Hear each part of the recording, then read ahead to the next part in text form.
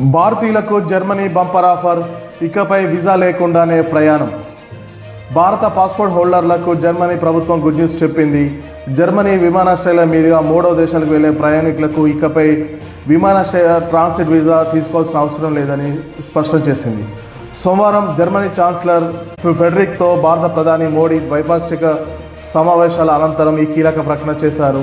ఇప్పటి వరకు ఉన్న నిబంధనల ప్రకారం భారతీయులు జర్మనీలోని ఫ్రాంక్ఫర్ట్ లేదా మ్యూనిచ్ వంటి విమానాశ్రయాల ద్వారా ఇతర దేశాలకు వెళ్ళాలనుకుంటే వారు విమానాశ్రయం దాటి బయటకు రాకపోయినా ట్రాన్సిట్ వీసా కలిగి ఉండడం తప్పనిసరి అనే నిబంధన ఉండేది.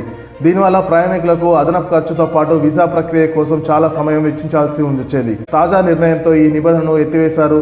దీనివల్ల లక్షలాది మంది భారతీయ విద్యార్థులు, నిపుణులు మరియు పర్యాటకుల ప్రయాణం మరింత సులభతరం కానుంది. ఈ వీసా రహిత సౌకర్యం కేవలం విమానాశ్రయ, అంతర్జాతీయ ట్రాన్సిట్ ఏరియాలో ఉండేవారికి మాత్రమే వర్తిస్తుంది.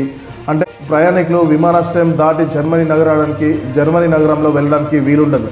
యూకే లేదా అమెరికా వంటి దేశాలకు వెళ్ళేవారికి ఇప్పుడు జర్మనీ మీదుగా తక్కువ డాక్యుమెంట్లతోనే సులభంగా వేగంగా ప్రయాణించవచ్చు. భారత్ జర్మనీ వ్యూహాత్మక భాగస్వామ్యానికి 25 ఏళ్లు పూర్తయిన సందర్భాన్ని పురస్కరించుకొని ఈ నిర్ణయం తీసుకున్నట్టు తెలుస్తుంది.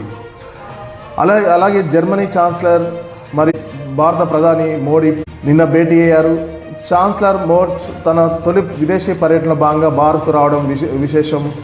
గుజరాత్లోని గాంధీనగర్లో జరిగిన ఈ భేటీలో రక్షణ, సాంకేతిక మరియు హరిత ఇంధన రంగాల్లో 19 కీలక ఒప్పందాలపై ఇరు దేశాలు సంతకాలు చేశాయి. భారతీయ నైపుణ్యం కలిగిన కార్మికులను జర్మనీ ఆహ్వానించేందుకు కూడా ఛాన్సలర్ సుముఖత వ్యక్తం చేసినట్టు తెలుస్తుంది. ఈ సందర్భంగా ప్రధాని నరేంద్ర మోడీ మాట్లాడుతూ ట్రాన్సిట్ వీసా రద్దు చేయడం ద్వారా భారతీయుల ప్రయాణ కష్టాలు తీరడమే కాకుండా రెండు దేశాల ప్రజల మధ్య సంబంధాలు మరింత బలపడతాయని మోడీ ఆనందం వ్యక్తం చేశారు.